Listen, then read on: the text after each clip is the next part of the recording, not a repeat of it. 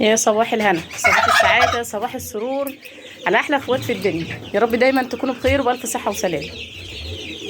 النهاردة بقى جايين، طبعا انتوا عارفين إن أنا ببيت الكتاكيت اللي معانا هنا عشان العرسة اللي مستلمانا اليومين دول نطلع لهم بدري صراحة عشان الصندوق ضيق عليهم وجوه بدأ يبقى حر. طيب معانا دول لحد امبارح الصبح كانت وزة وبطاية واحدة. الثلاث بطات دول خرجوا امبارح، حطيتهم. البلانيكه دي كانت عندي في البلكونه. عايزه اقول لكم ان القماشه دي مترنخه، غير الريحه المكان ضيق عليهم جدا جدا، وصراحه برضو خايفه ان انا اجيبهم هنا. فالحل الوحيد اللي انا شايفاه ان انا اقدر اعمله، طبعا لان الحاجه طول ما هي مكتومه كده والقماشه اللي تحت دي هتعوز تتغير كل شويه والمكان مكتوم، لا مش هتزيد، مش هيبان عليها كوب. عايزه اقول لكم ان البط ده كان بيخرج مع البط بتاع اختي اهو، الثلاثه دول مع البط البلدي بتاع اختي. فانا قلت عادي يعني لما احط البط المسكوفي بتاعي مع البيض بتاع البلدي بتاع اختي الخليط عادي مفيش مشكله، مش فارقه بالنسبه لي. في بطايه بقى انا متلخبطه فيها صراحه. يعني انا عرفت اختي قلت لها بصي البطايه دي انا حاسه ان هي خليط، وهي خدت واحده مسكوفي وانا خدت خليط، فمش مشكله مش مشكله. هي اختي يعني فعادي. فانا شاكه مش عارفه، لان بص المسكوفي رجليها كلها سودا، شايفين دي اللي كانت خارجه معاهم.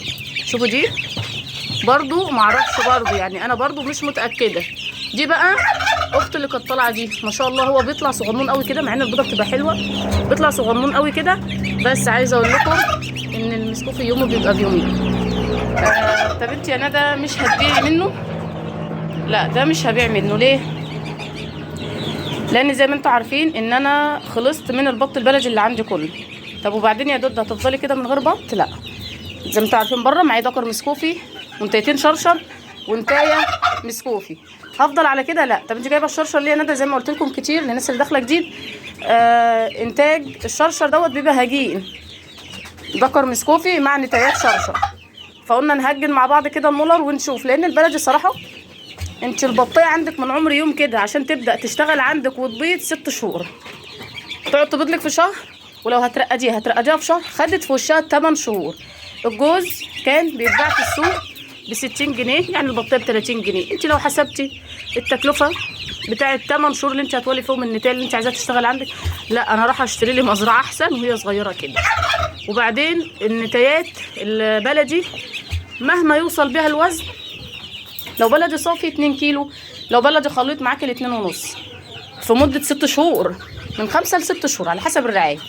طيب لو مسكوفي اللهم بارك اللهم بارك النتاية بتوصل 4 كيلو، والذكر لو مسكوفي بيور بيوصل 6-7 كيلو.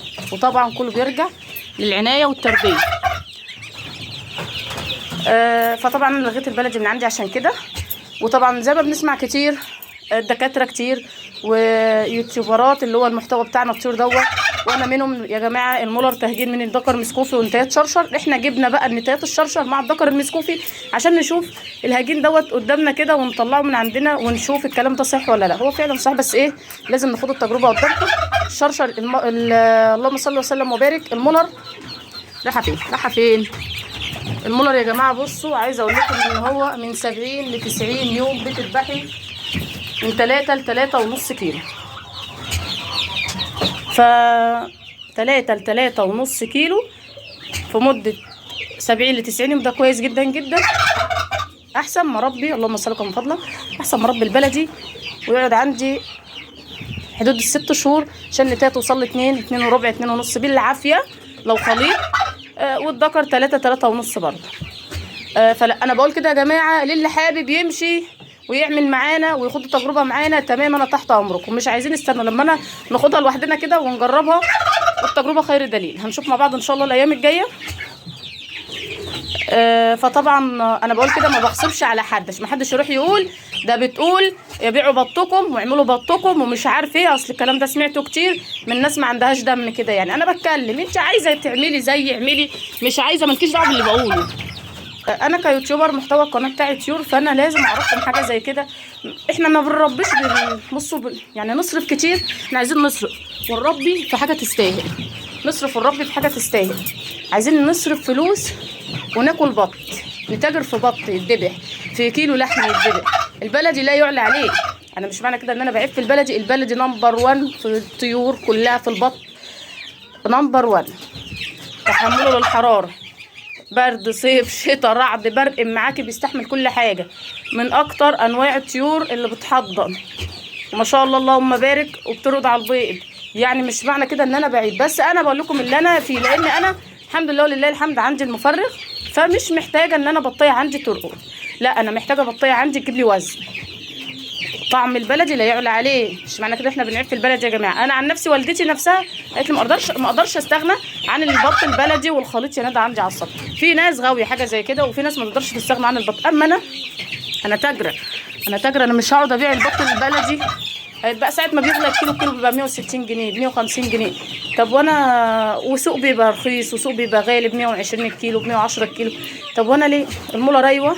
وفي الكلام ده كله هتبيعي الذكر، تقدري تبيعي الذكر ده بعد ال6 شهور، والنتايه كذلك من 5 ل6 شهور برضه. طب وانا ليه؟ انا ممكن في 70 يوم واقل من، يعني معاكي من 50 ل 70 يوم عشان تذبحي المولر ده، فتره قليله جدا، هتدخلك ربح كويس جدا، وهتلاقي وزن معاكي تبيعي بالكيلو. تمام. المولر ساعه ما بيغلى بيبقى ب 140، يعني في رمضان كان ب 140 وب 130، اليومين دول ب 100 110 105.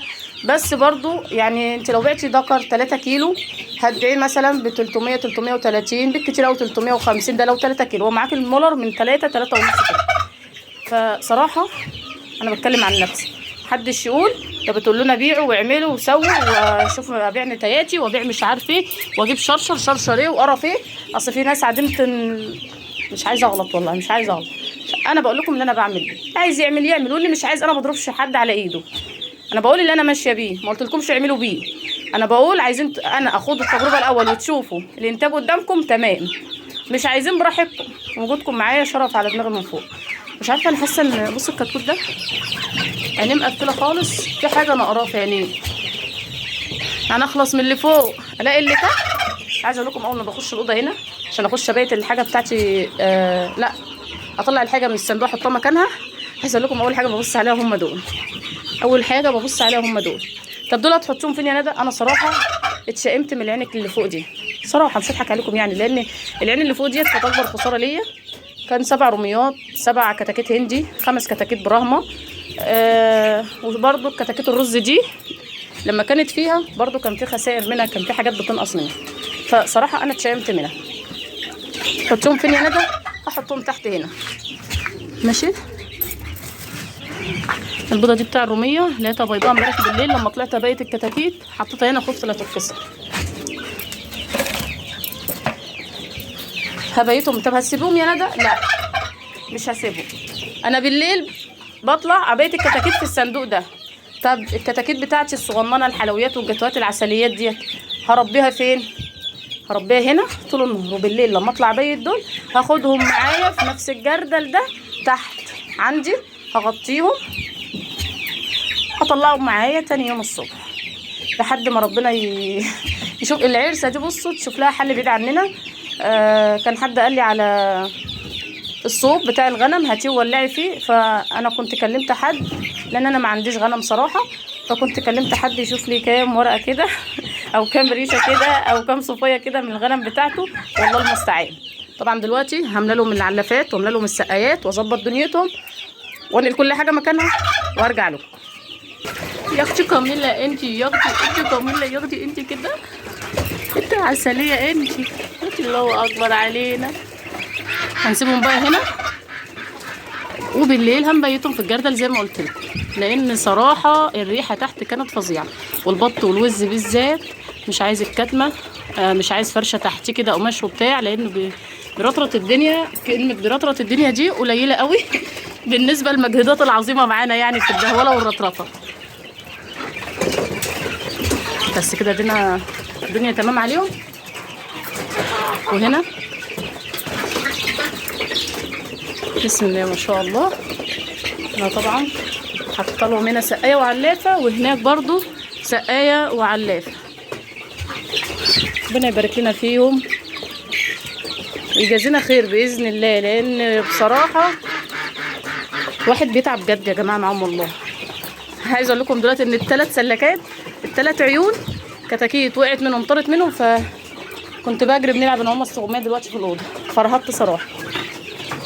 انا حطيت لهم حبه علف وانا مرنخه عيش عشان العيش اللي عندي ناشف، وهقلبه على شويه رده وهجيب لهم بس بعد ما ياكلوا العلف. ودول بقى مش هحط اكل خالص، انا حطيت ميه بس، لان دول بقالي يومين كده كل ما اطلع الاقي قدامهم العيش الناشف، وبرده البلاستيكيه اللي هناك نفس الكلام.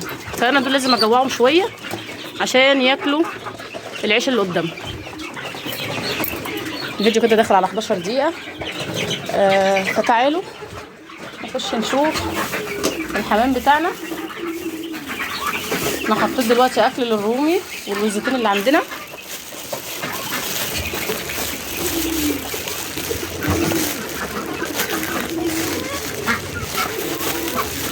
عندي الخضره طبعا هفضيها، بحب افضيها الصبح كده في الحر اللي احنا فيه دوت، بياكلوا بقى خضره طول اليوم ترطب على قلبهم كده، ومرنخه لهم برضه عيش على رمل.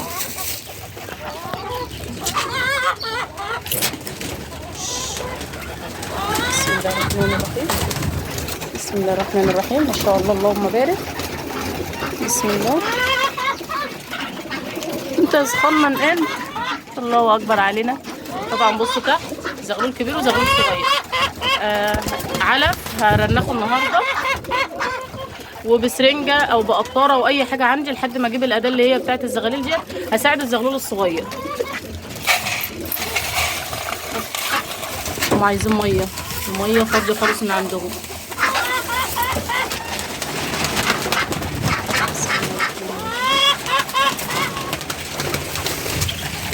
تعالي، جاء اوانك يا عسل، جاء اوانك يا سكر، جاء اوانك يا عسليه انت. ده هاخده معايا، هذبحه النهارده، حجمه تمام وزي الفل. شايفين ما شاء الله الحجم تمام وزي الفل، قبل ما يجي لهم جدري ولا اي حاجه، ماشي؟ عشان حر، انتوا عارفين في الحر، الحر ثم الحر ثم الحر. ودي تعالي يا بيض، تعالي يا كلابال، انت ضعيفه شويه بس مش مشكله عندي اهي، هذبحها برضه ماشي. بس دول بقى مش هذبحهم هنا بقى عشان ما نساهمش زي الجوز اللي ذبحته من كام يوم كده ونسيته هنا صراحه، فملناش نصيب فيه. دول هذبحهم بقى تحت وانضفهم تحت، معززين مكرمين، حتى لو نسيتهم هيتمسوا معانا تحت يعني في الشارع. يا اختي الله اكبر، الله اكبر على الحلويات بتاعتنا. ايه ده، دي مكسوره؟ ماشي. انت طلعت امتى يا صغنن انت؟ انت طلعت امتى يا اختي؟ الله اكبر، الله اكبر على زغالنا. انت يا عم شنت هوديها لصاحبتها يا ودكر، بقالهم 7000 سنه بيجروا ورا بعض كده، وبقالهم 7000 سنه ما خدناش منهم حاجه. لو على الصغنن يا اختي، لو على الصغنن. خليكي يلا، البيضه دي فاضيه هنا يا اختي. متراسته انت واكل وشبعان عشان لوحدك، اخوك مات. فيلا خليك يا معلم، بألف هنا وشفا. هجيب لهم ميه واحط انا بقى باقي الاكل اللي باقي طيوري.